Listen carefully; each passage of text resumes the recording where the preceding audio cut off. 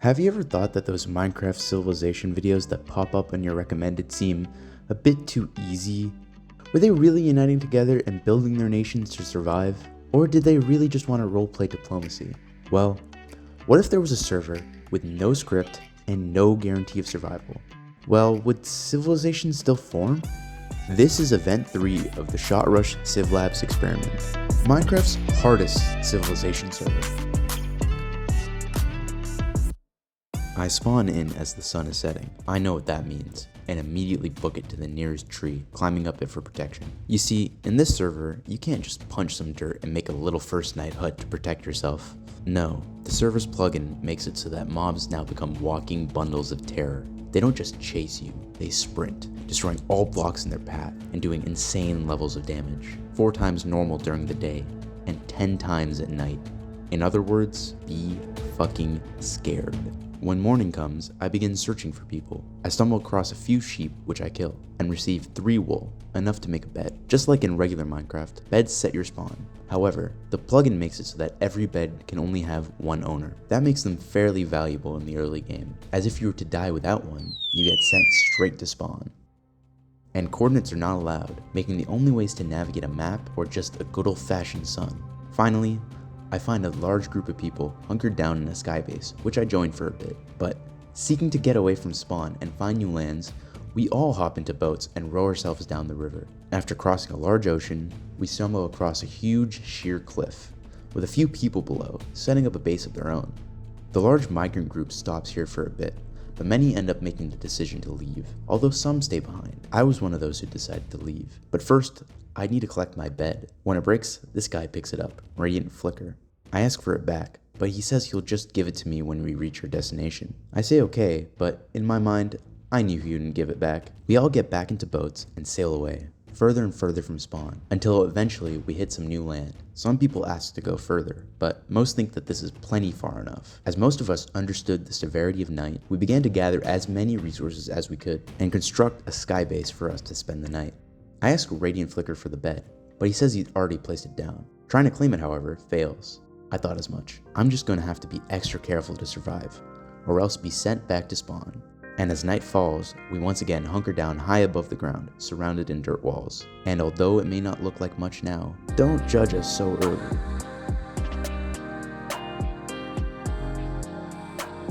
But we aren't there just yet.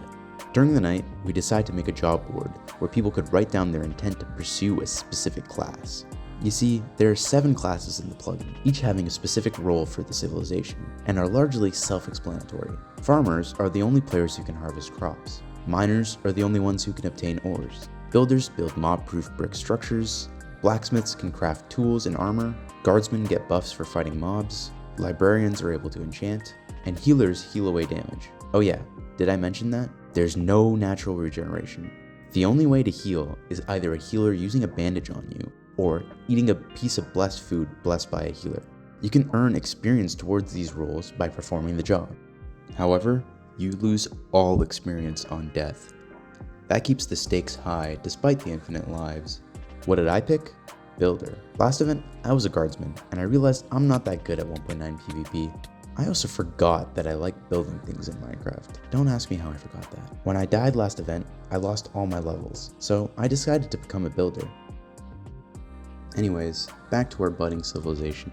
By the second session, we'd already made major progress. We'd expanded our farm to a size that could keep us all fed, no longer having to rely on scraps of food from fishing. The builders and I were also making steady progress on securing an area safe from mobs, building walls and floors of stone brick. The miners too brought back their first batch of iron ore. With all this, we decided that our new nation needed a name. Some suggested that our name should contain the word iron, to commemorate that first bit of iron mined, as well as to manifest future wealth. After a vote, we settled on the name Ironport. I actually really didn't like the name. It felt a bit too boring for me, but that's just democracy. And speaking of politics, we also needed a leader. Actually, we collectively decided that we'd have 3 leaders. This was so that they could keep each other's power in check, but also so that we'd always have a leader around in case one was offline or out of the base. For 3 leadership positions, 4 people stepped up as candidates. The first to speak was Timeless Slumber. So far, he'd been a builder like me. We'd started building this house on the ground. He hadn't really spoken much so far, especially compared to the other candidates. The next person at the podium was Slumber. He'd been the second loudest voice so far, trying to keep the group organized. He was also the group's only healer. To me, he seemed like the voice of reason amongst the chaos. Next up was Willowy Chasm, a farmer who just recently fixed his mic. Although not the most outspoken, he seemed cheery and charismatic.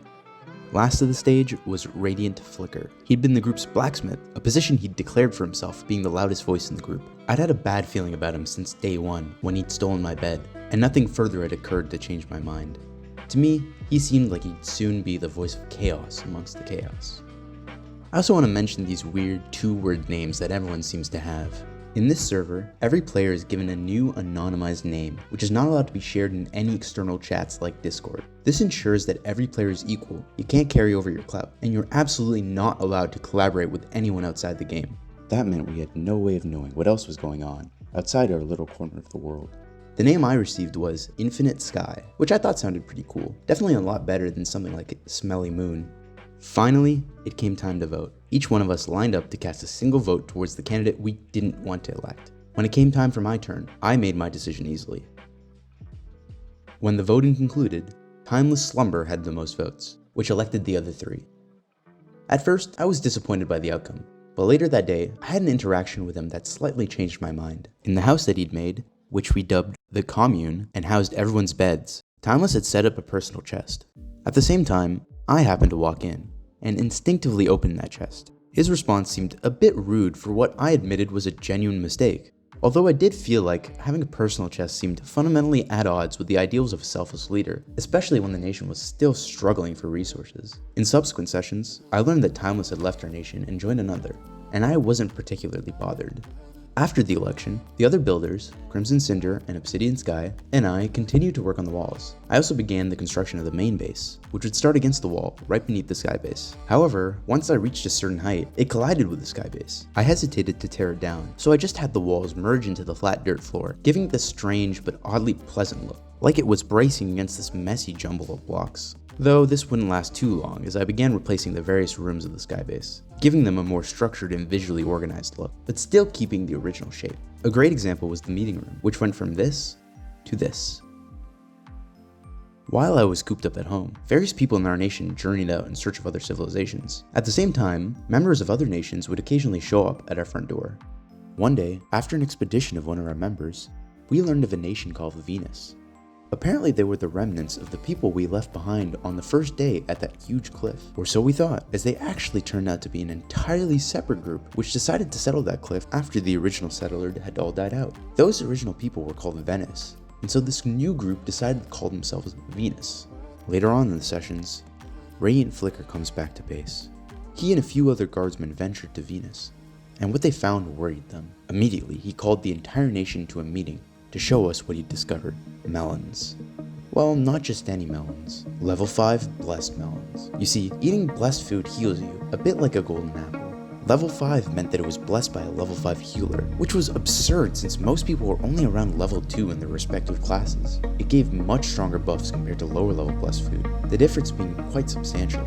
If a group decided to go to war armed with this food, they would have a significant advantage. Worried about the threat they faced, Radiant Flicker urged us to strike first, before Venus had any chance to stockpile the food and use it to dominate their neighbors. However, Slumber spoke up. He believed a war was completely unnecessary. Venus had not once been hostile to us. There was no reason to believe that there would be an attack coming our way. Besides, he could reach level 3 or 4 soon, creating blessed food of a comparable level. Additionally, most of our players were already geared in full iron, a result of diligent efforts with miners. Along with numbers, we could still have the upper hand if it came down to a fight.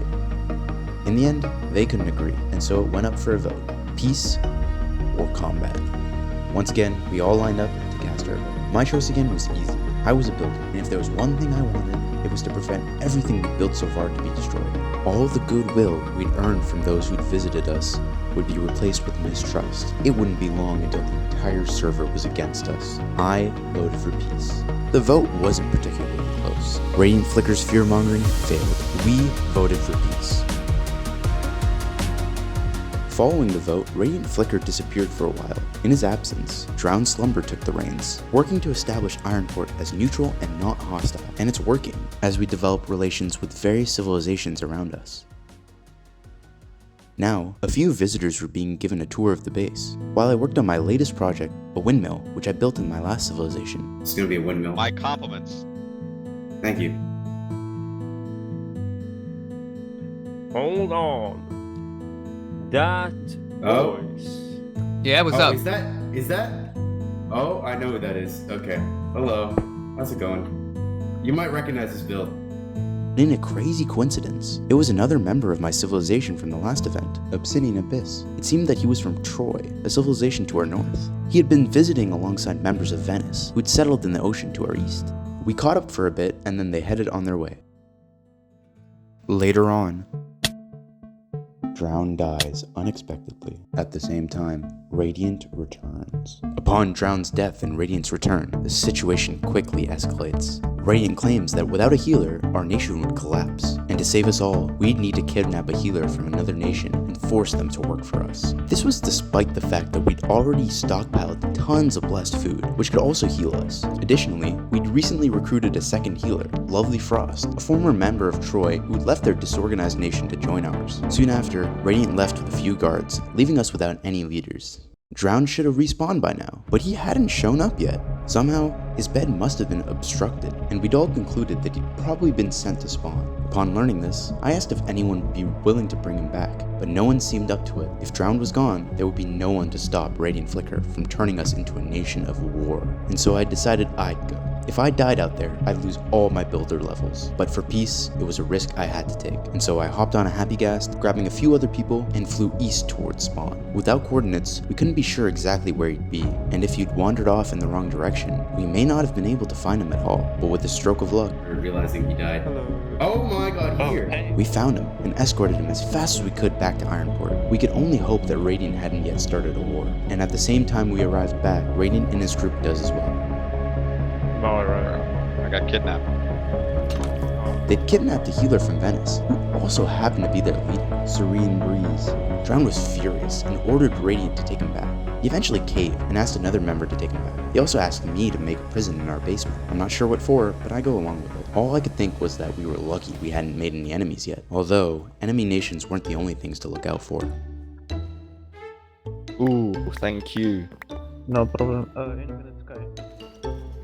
But wait, this guy wasn't even one of ours. He'd just taken a full set of diamond armor by just pretending to fit in. It was the perfect crime. But while leaving, one of our guardsmen, Whirling Vortex, ran into him. Evan, apparently you gave someone like a bunch of iron armor sets and diamond armor. Right, so this ain't so good. Cause me and Whirling Vortex were we met this guy with diamond armor. He didn't believe him, so he just absolutely took him out right there and then, because we didn't believe that you'd given away diamond armor to some randoms. Upon his death, he dropped a few stolen sets of iron armor and a book. It was titled Evil Diaries, explaining all of his misdeeds in great detail. And although he stole from us, you gotta admire his nerve.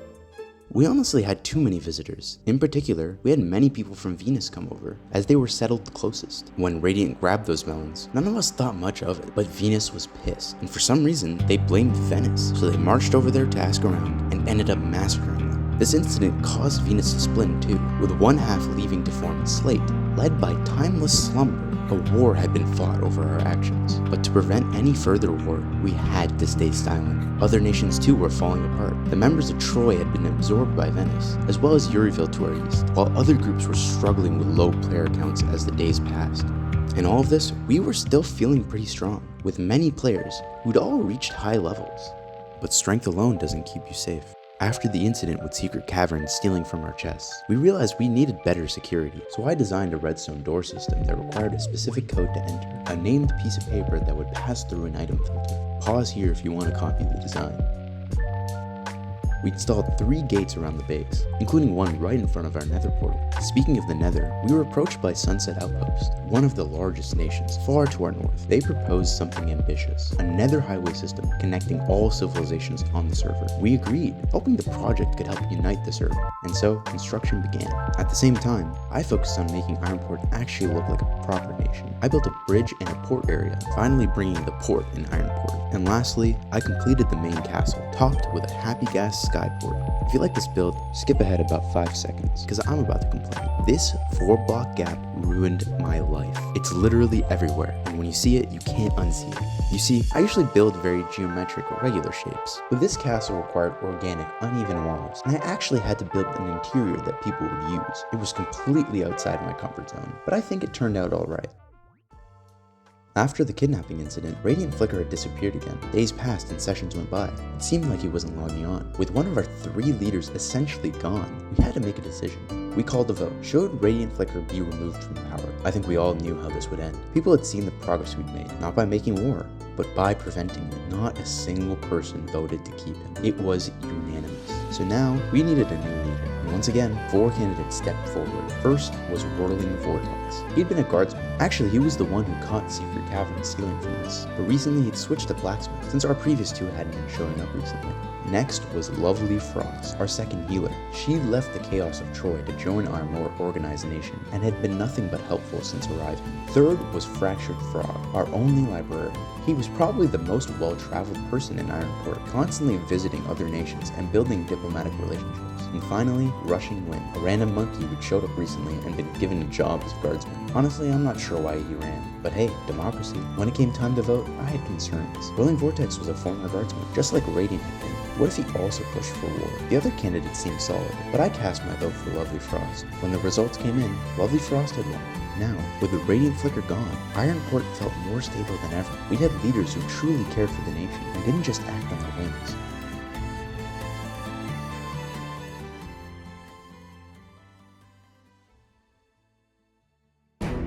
Then one day, we received troubling news. Slate had been attacked, and the attackers, they came to our door themselves to tell us what they'd done. We just invaded Venus 2, and wanted to clear up that we're not gonna invade you or anything. Oh yeah. Hello. Yeah, we're from Cherry Top. It was Cherry Top, another major nation in our world. Or so they claimed to be. The survivors from Slate took refuge with us, and eventually merged back with Venus, forming a new nation, Atrov. Around this time, a new problem emerged, Dappled Void. He seemed to be a member of Vegas, who we'd been friendly with. He'd come by occasionally to use our zombie pigman farm in the Nether, but he was suspicious. He'd carried TNT everywhere, though he always promised he wouldn't use it. When he visited Atrov, they were even more paranoid than we were. It was like Dappled Void or something? Well, he came to our empire with TNT, mega suspicious, started looking through all our chests and searching the people. So we told him, hey, you should leave, because you're, being suspicious as hell, right? And he kept on, going around, so we gave him one last call, and it's like, dude, don't go into the manor. And he went into the manor, so we killed him, and we're fairly certain, based on the stuff he was planning on doing something. They killed him, and Dappled Void came back for revenge, slaughtering the members of Atrov, along with numerous other crimes. Dappled Void basically attacked other people from Troy, tried to light them on fire after he gave some. Anyways, he was causing mischief, and he's also saying he's from Ironport. So that's KOS now. All right. Yeah. In response, he blew up the nether side of our portal. So Dappled Void became priority number 1 on our kill list, but he wasn't our biggest problem.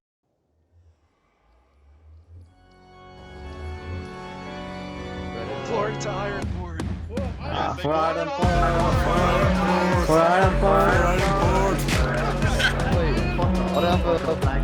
This guy, leave the dab. Get him. Venice crushed Cherry Top, doing it all under Ironport's name.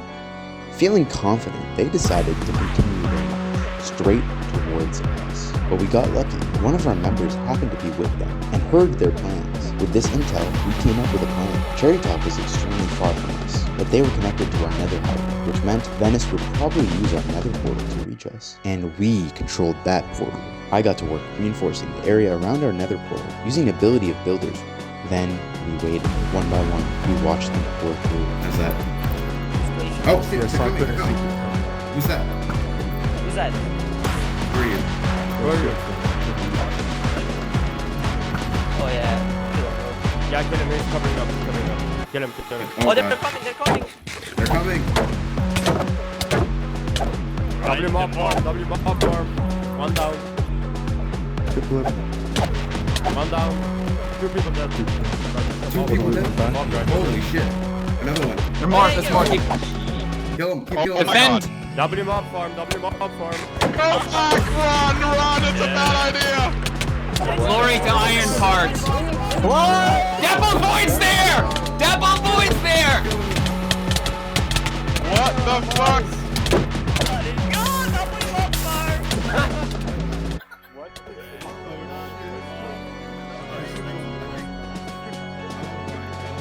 Those who were with the Venice Raiders was Dappled Void, Serene Breeze, and even Obsidian Abyss. It was a massacre. They didn't lose their items. Those fell back through to the other side of the netherworld, but they lost their experience.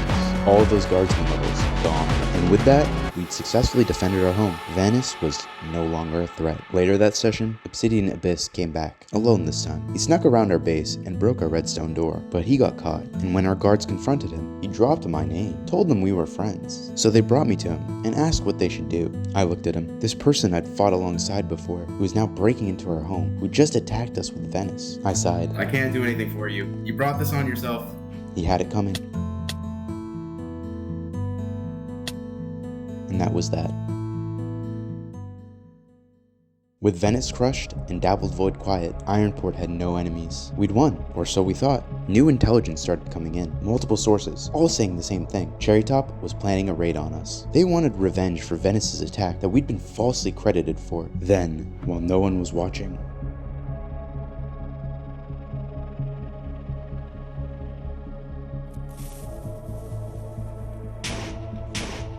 the shields were a giveaway. It was Cherrytop. It wouldn't be long until the full army was at our doorstep. After all, they'd raided others before. Then we entered the post-meta game, the final 4 sessions, where some of the normal rules were lifted. We could finally communicate outside of the game. It was supposed to be a celebration, a way to enjoy the world without worrying about politics and war. Instead, it was an invitation to throw away everything they'd built for violence. With everyone talking in Discord now, we decided to act first. We sent a strike force to Cherrytop and burned their nation to the ground. Shortly after, a few members from Cherrytop came to meet with us, and they told us the truth. They'd never planned to raid us. They'd been entirely peaceful. The intelligence, the warnings, supposed raid plans, all of it had been a false flag, orchestrated by the remnants of Venice. When Slate was attacked, it was them. When Cherrytop was attacked, it was them again. They then attacked us, but failed. They then spread rumors that Cherrytop wanted revenge, and sent in a few raiders with stolen shields. They manipulated us into crushing a peaceful nation, and we'd fallen for it every step of the way. Serene Breeze.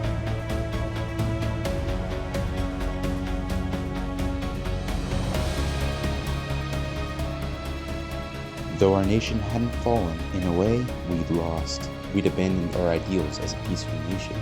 We'd given in to violence.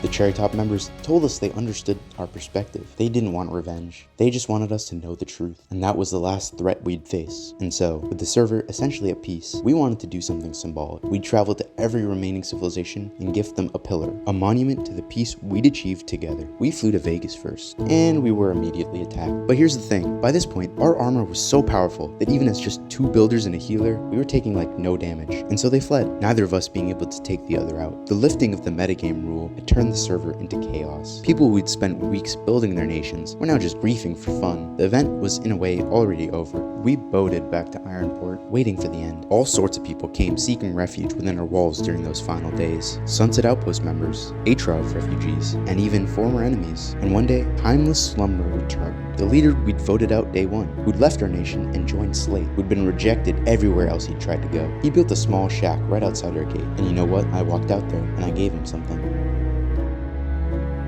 A chest, his very own personal chest. During these final sessions, I completed one last build, a massive ship, sailing the flag of Ironport. On the second to last session, we all gathered for a game of Spleef, just for fun, no stakes, no politics, just people playing Minecraft together one last time. I played against Crimson Cinder, one of the other builders, and I won, by the way. Afterwards, we all agreed on something. This was the best ending, right here, this moment. We decided we wouldn't log on for the final session. The last few sessions had been exhausting, constantly worrying about attacks that never came, watching other players turn to chaos. This was the good ending. Ironport never fell. We were just choosing to stop, and everyone agreed, but the next day, I logged on one more time. I climbed up to the top of the ship, took out a book and quill, and wrote, wrote, "Hello, thought I'd leave a little note in a slightly hidden location. I wanted to say how much fun it was to play in this event. Compared to last event, y'all were so incompetent, it didn't even feel like the same game. Going in, all I wanted to do was build cool things and put our name on the map. I realized this wouldn't have been possible without the entire civilization doing their jobs in perfect sync. Miners giving me blocks to build with, farmers providing me food for not starving while building, blacksmiths for making the tools to break my mistakes, healers to heal my fall damage, guardsmen to defend all of us and my builds from being burnt to the ground, and librarians for being cool, I guess. None of it would have been possible without all of you. And my last wish was for all of it to survive till the end, and for people to remember us by the cool shit we did. Thanks for being there." So did it work? Could a bunch of strangers with completely separate aspirations build something amazing together? Yeah.